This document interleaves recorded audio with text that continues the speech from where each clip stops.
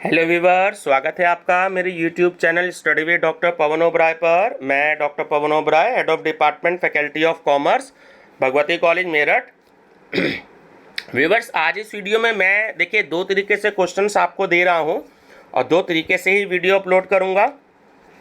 एक तो CCS university Meerut में जो एमकॉम सेकेंड ईयर में आपका एक सब्जेक्ट है securities law and capital market, है ना, बहुत ही अच्छा पेपर है।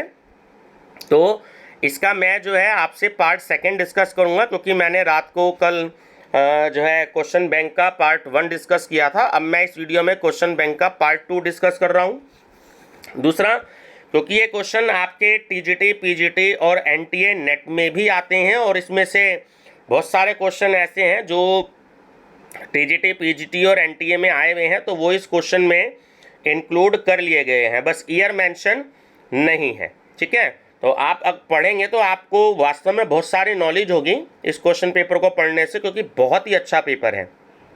ठीक है, तो वो मैं इसमें अपलोड कर रहा हूँ आज पार्ट सेकंड। और दूसरा, फर्स्ट टाइम अगर आप मेरे चैनल को देख रहे हैं तो मेरा channel study with doctor Pawan Oberoi को सब्सक्राइब कर लीजिएगा। इसकी प्लेलिस्ट बनी हुई है, एक तो इसी सब्जेक्ट की प्लेलिस्ट बनी हुई है कि securities law and capital market, और दूसरा MCQs on commerce miscellaneous question bank, तो वो एक प्लेलिस्ट है। उसमें भी मैं सारे जो है, क्योंकि कैंडिडेट परेशान रहते हैं टीजीटी, पीजीटी और एनटीए नेट के लिए, उनको मार्केट में ज़्यादा किताबें नहीं मिल पाती हैं, तो वो एक प्लेलिस्ट है। तो उसमें तकरीबन मेरा टारगेट 50,000 MCQs कलेक्ट करने का है। ठीक है, तो बहुत जल्दी ही उसमें 50,000 MCQs मैं कलेक्ट कर दूंगा आपके कॉमर्स के लिए स्पेशली, और कुछ क्वेश्चन जो इकोनॉमिक्स में आते हैं वो उसके लिए भी होंगे। दूसरा, अगर आप ये क्वेश्चन बैंक मुझसे परचेज करना चाहते हैं तो जो डिस्क्रिप्शन बॉक्स में मोबाइल नंबर दिया हुआ है तो आप बात कर सकते हैं, और उसमें केवल 100 रुपीज़ आपसे लिए जाएंगे और आपको जो है वो एक 500 क्वेश्चंस का क्वेश्चन बैंक प्रोवाइड करा दिया जाएगा। अगर आप किसी प्रीवियस ईयर का क्वेश्चन पेपर चाहते हैं सीसीएस यूनिवर्सिटी मेरठ का किसी सब्जेक्ट का, तो आपको जो है केवल 10 रुपये आपसे चार्ज किए जाएंगे और आपको वो पूरे 100 क्वेश्चंस दे दिए जाएंगे। ठीक है व्यूवर्स, चलिए डिस्कस करते हैं। CDSL की स्थापना कब हुई थी? फरवरी 1999 को। भारत की प्रथम प्रतिभूति डिपॉजिटरी कौन सी है? तो वो है NSDL। एक विनियोक्ता का डीमैट अकाउंट किस निक्षेपागार में खुलेगा, यह कौन तय करते हैं? अंश दलाल। NSDL की शुरुआत कब हुई थी? तो ये हुई थी 8 नवंबर 1996 को। ठीक है, दोनों क्वेश्चन में डिफरेंस है। देखिए, जो 11 नंबर है कि CDSL की स्थापना हुई थी फरवरी 1999 में, और NSDL की जो शुरुआत हुई थी वो हुई थी 8 नवंबर 1996 में। NSDL के शेयर धारक में सम्मिलित है तो एक्सिस बैंक, SBI और HDFC, ये सभी सम्मिलित हैं। भारत में कुल कितनी डिपॉजिटरी हैं? तो 2 हैं। ठीक है, NSDL और CDSL। NSDL का मुख्यालय हेडक्वार्टर कहाँ पर है? तो वो है मुंबई में। CDSL की स्थापना किस वित्त मंत्री द्वारा की गई थी? यशवंत सिन्हा द्वारा। डीमैट खाता खुलवाने का शुल्क किस डिपॉजिटरी का काम है? तो वो है CDSL का। डिपॉजिटरी एजेंट का मुख्य कार्य होता है, तो तीनों ही है, शेयर संग्रहित करना, ऋण पत्रों को संग्रहित करना और बॉन्ड्स को संग्रहित करना। तो ऑप्शन डी करेक्ट है ये सभी। सेंसेक्स की गणना किस विधि से की जाती है? तो वो है बाजार पूंजीकरण विधि। WDM से क्या तात्पर्य है? तो पूरा मार्केट जो है तो वो है होलसेल डेट मार्केट। ठीक है, wholesale debt market. Depository participant का अनुज्ञा पत्र किसके द्वारा रद्द किया जा सकता है? सेबी द्वारा। NSE से क्या तात्पर्य है? तो इसका पूरा नाम होता है नेशनल स्टॉक एक्सचेंज।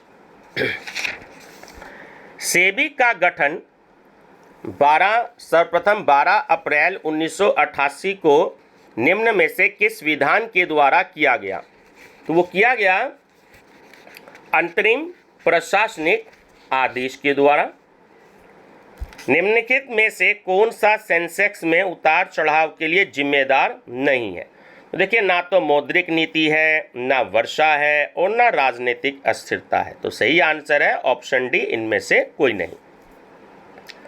NIKKEI किस देश का स्टॉक एक्सचेंज है? ठीक है, तो वो है आपका जापान का। CIBIL का मुख्यालय कहाँ पर है? मुंबई में। कैपिटल एडिक्वेसी अनुपात को निरंतर पूर्ति हेतु कितने समय में सूचना सेबी को दी जाती है?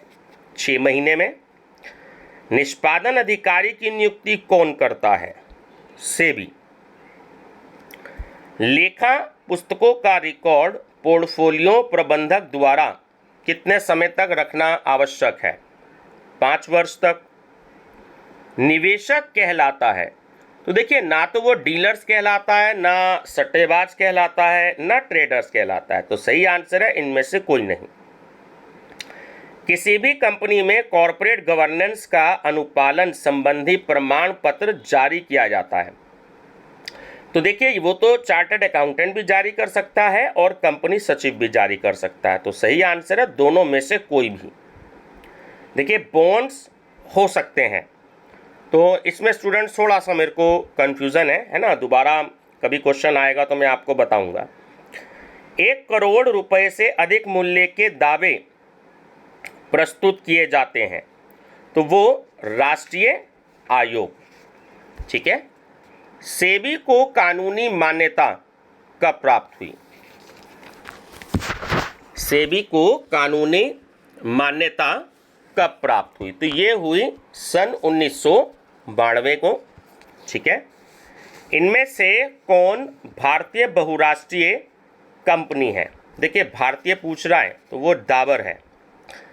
आर्थिक सुधार संबंधी नवीन आर्थिक नीति कार्यक्रम कब शुरू हुआ?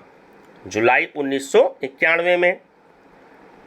गैर संस्थागत वित्त प्रदान करने वाले सबसे लोकप्रिय साधन है महाजन।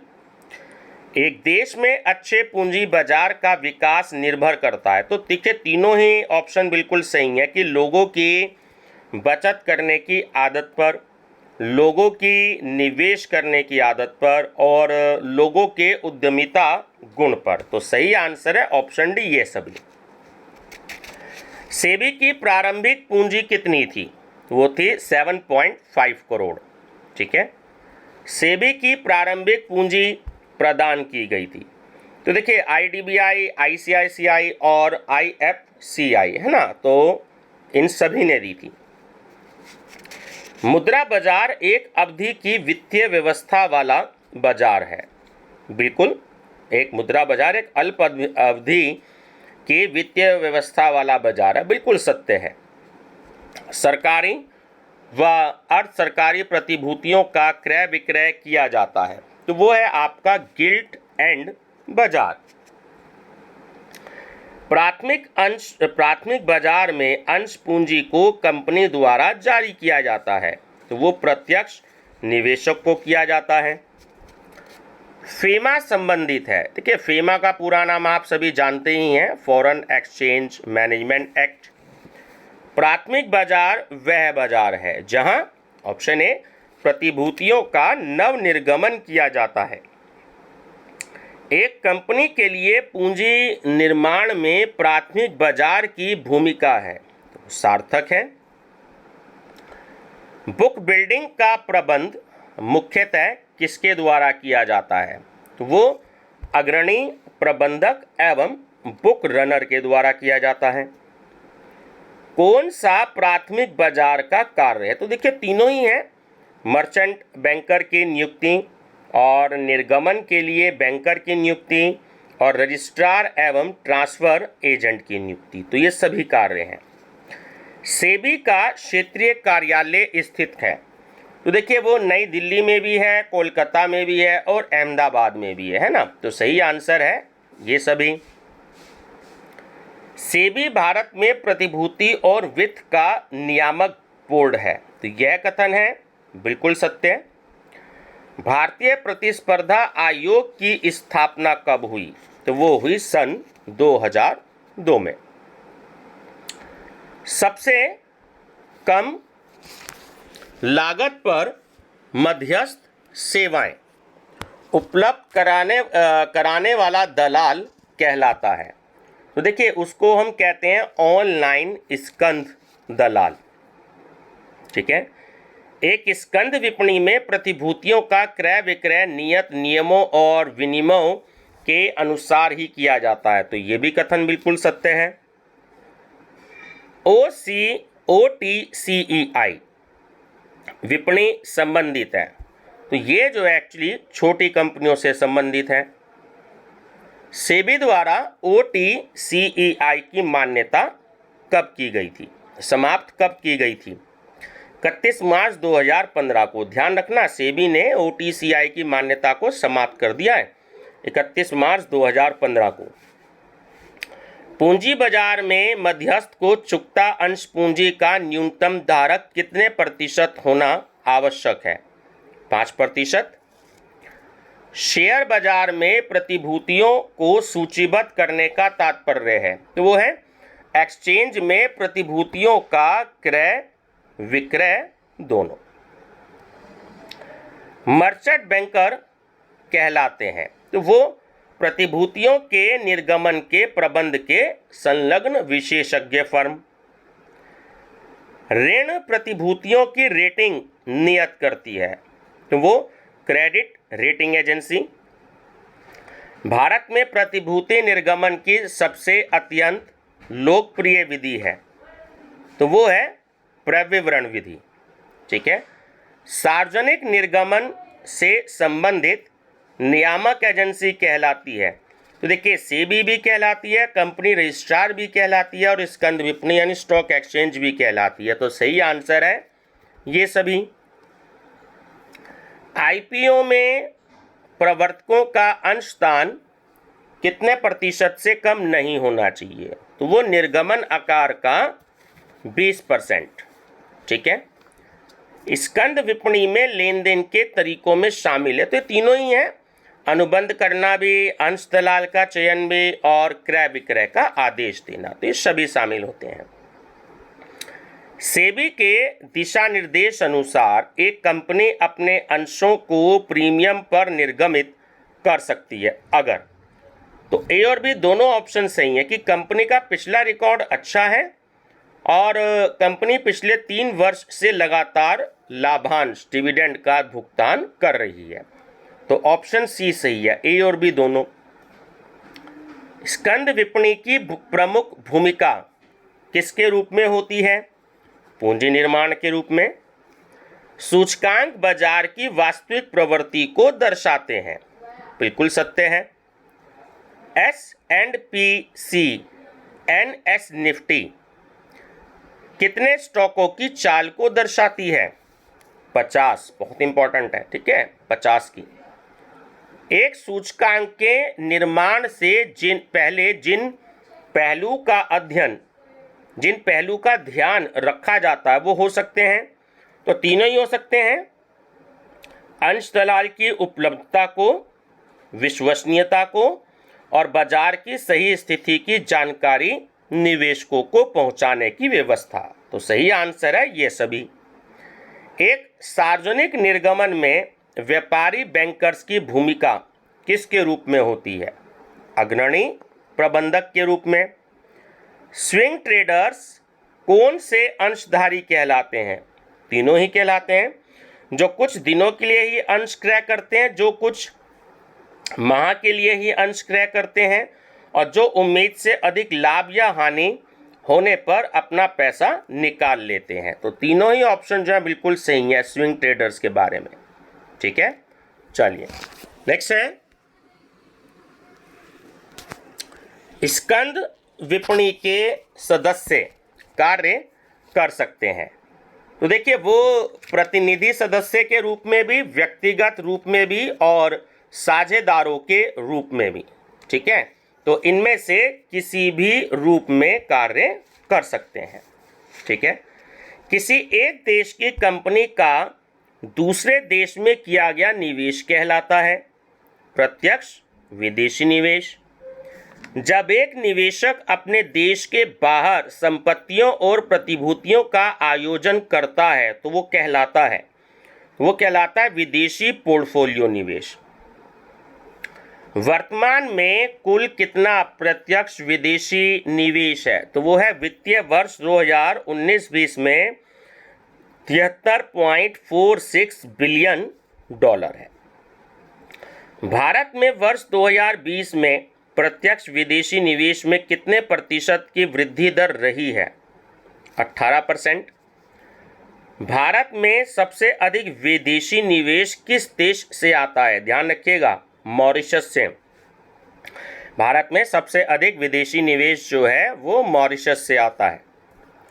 सार्वजनिक निर्गम लाने के लिए सेबी के दिशा निर्देश हैं। तो ये तीनों ही हैं कि कंपनी की न्यूनतम शुद्ध संपत्ति पिछले 3 वर्षों से 1 करोड़ से अधिक हो, कंपनी की मूर्त संपत्तियां 3 करोड़ से अधिक होनी चाहिए और कंपनी की मूर्त संपत्तियां 50% मौद्रिक संपत्ति होनी चाहिए। तो ऑप्शन डी करेक्ट है ये सभी।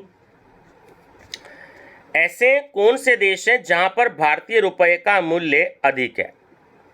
तो वियतनाम में भी है, इंडोनेशिया में भी है और हंगरी में भी है। ठीक है, तो सही आंसर है ये सभी। सबसे महंगी मुद्रा किस देश की है? कुवैत की।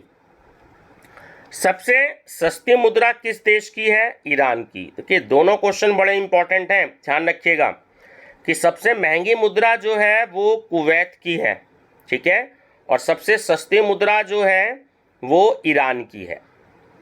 डॉलर के बाद दुनिया में सबसे अधिक चलन में आने वाली मुद्रा कौन सी है? तो यहाँ पर एक अपने आप में क्वेश्चन बन जाता है कि दुनिया में सबसे अधिक चलने वाली मुद्रा कौन सी है, तो वहाँ आप आंसर देंगे डॉलर। और यहाँ पर इस क्वेश्चन में आंसर है डॉलर के बाद दुनिया में सबसे अधिक चलने वाली मुद्रा है तो वो है यूरो। म्यूचुअल फंड में ट्रस्टी की नियुक्ति का अनुमोदन होना आवश्यक है, सेबी के द्वारा।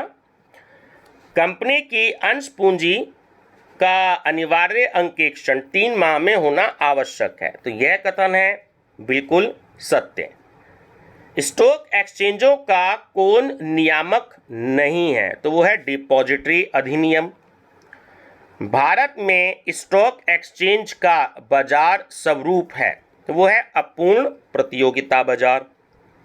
पूंजी बाजार की विशेषता है तो दोनों ही है, समता व्यवहार भी है और खुदरा ऋण व्यवहार भी है। तो सही आंसर है ए और बी दोनों।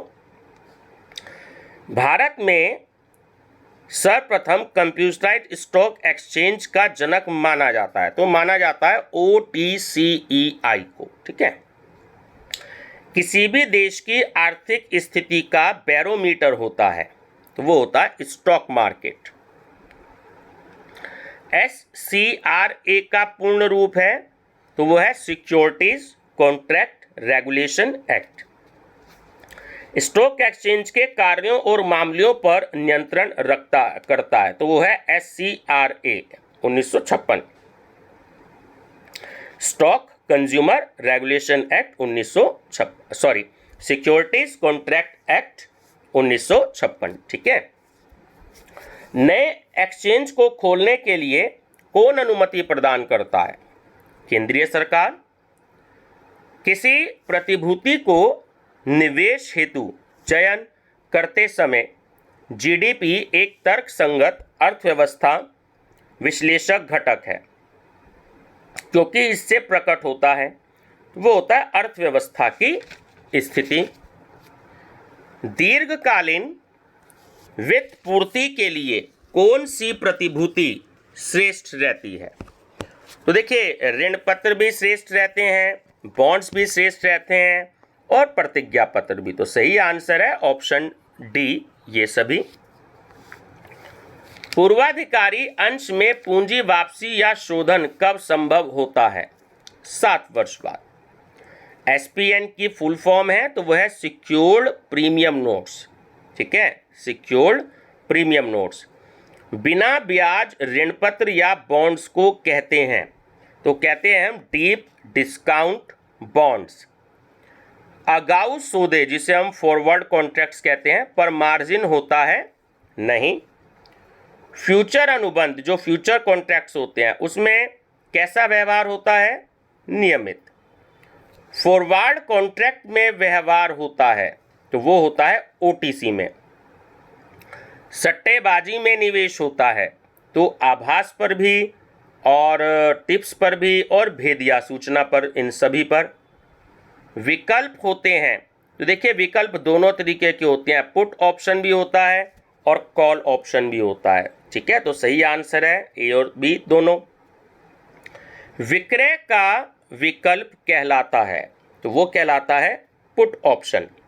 ठीक है, विवेकपूर्ण विनियोग में निम्नलिखित का होना आवश्यक है, तो तीनों का आवश्यक है कि उधार लेकर निवेश नहीं करना, निवेश की लगातार समीक्षा करना और विकल्प विश्लेषण पश्चात चुनाव। तो सही आंसर है ऑप्शन डी ये सभी। निवेश क्यों करना चाहिए? तीनों ऑप्शन बिल्कुल ठीक है कि व्यक्तिगत लक्ष्यों की प्राप्ति हेतु, अपने एवं परिवार की आर्थिक सुरक्षा हेतु और भविष्य में निर्धारित लक्ष्यों की प्राप्ति हेतु। तो ये तीनों ही रीजन है कि जो निवेश है वो आवश्यक होता है। प्रतिभूति संबंधी कोई भी नियम अथवा संशोधन करने का अधिकार है केंद्रीय सरकार पर। ठीक है, बाजारों के खुलने और बंद होने के समय में संशोधन कर सकती है स्टॉक एक्सचेंज। यदि किसी एक्सचेंज को सेबी द्वारा किए गए संशोधनों से आपत्ति है तो वह कितने समय में अपनी आपत्ति या संशोधन सेबी को दर्ज करा सकता है? 2 महीने। अतिरिक्त व्यापार तल की स्थापना किस धारा के अंतर्गत की जा सकती है? तो वह धारा 13A। व्युत्पन्न यानी कि डेरिवेटिव्स अनुबंध वैध कहलाते हैं तो वो है मान्यता प्राप्त स्टॉक एक्सचेंज द्वारा किए जाने पर। किस धारा के अंतर्गत प्रतिभूतियों को सूचीबद्ध किया जा सकता है? धारा 21। कस्टोडियन जिसे हम संरक्षक भी कहते हैं बैंक हैं तो तीनों ही है, सिटी ग्रुप भी है, जेपी मॉर्गन भी है और न्यूयॉर्क मेलॉन बैंक भी है। तो सही आंसर है ऑप्शन डी ये सभी। निम्न में भारत में कस्टोडियन बैंक में सम्मिलित है तो वो है भारतीय स्टेट बैंक। कॉरपोरेशन बैंक की स्थापना कब हुई थी? 12 मार्च 1906 को। ठीक है, भारत का केंद्रीय बैंक कौन कहलाता है? तो वो रिजर्व बैंक ऑफ इंडिया है। भारत में आधुनिक बैंकिंग की शुरुआत किस शताब्दी में हुई थी? 19वीं शताब्दी में। ठीक है, चलिए नेक्स्ट है